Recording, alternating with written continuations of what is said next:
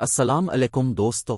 صلاح الدین، جسے صلاح الدین یوسف ابن ایوب کے نام سے بھی جانا جاتا ہے، ایک ممتاز مسلم فوجی رہنما اور مصر اور شام کے پہلے سلطان تھے۔ وہ صلیبی جنگوں کے دوران صلیبیوں سے یروشلم، جسے عربی میں بیت المقدس کہا جاتا ہے، پر دوبارہ قبضہ کرنے کی کوششوں کے لیے مشہور ہے۔ صلاح الدین کی یروشلم کی فتح 1187 عیسوی میں ہوئی۔ صلیبیوں نے صلاح الدین کے عروج کے وقت تک تقریباً ایک صدی تک مقدس سرزمین پر اپنی موجودگی قائم کر لی تھی۔ اس دور میں مختلف صلیبی ریاستیں قائم ہوئیں جن میں یروشلم کی بادشاہی بھی شامل تھی۔ صلیبی ریاستوں کے درمیان سیاسی صورتحال اکثر اندرونی تنازعات کی وجہ سے بکھری اور نشان زد ہوتی تھی۔ مسلم افواج کا اتحاد، صلاح الدین کا اقتدار میں اضافہ، خطے میں مسلم افواج کے درمیان استحکام اور اتحاد کا دور تھا۔ اس نے کامیابی کے ساتھ اہم علاقوں پر قبضہ کر لیا تھا اور مختلف مسلم رہنماؤں اور دھڑوں کی حمایت حاصل کی تھی۔ صلاح الدین کی یروشلم پر فتح کا باعث بننے والے اہم واقعات میں سے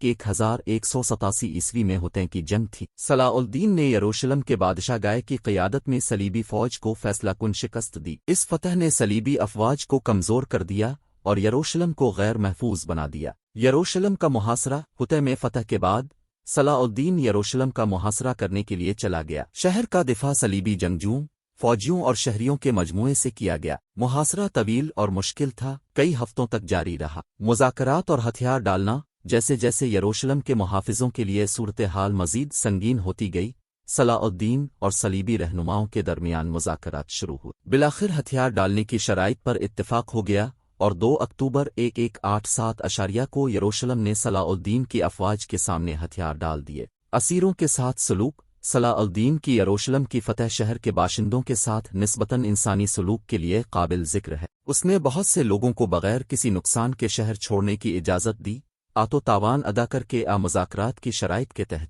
یہ اس قتل عام کے برعکس تھا جو اس وقت ہوا تھا جب صلیبیوں نے ابتدائی طور پر 1099 عیسوی میں یروشلم پر قبضہ کیا تھا۔ صلاح الدین کی یروشلم کی فتح نے مقدس سرزمین میں صلیبیوں کی موجودگی کے لیے اہم اثرات مرتب کیے تھے۔ یہ شہر جہاں خود بڑی مذہبی اور علامتی اہمیت کا حامل تھا، وہیں اس کی تصویراتی اہمیت بھی تھی۔ یروشلم کے نقصان نے خطے میں صلیبیوں کے کنٹرول کو ایک بڑا دھچکا پہنچایا اور صلیبی جنگوں کی تاریخ میں ایک اہم موڑ کا نشان لگایا۔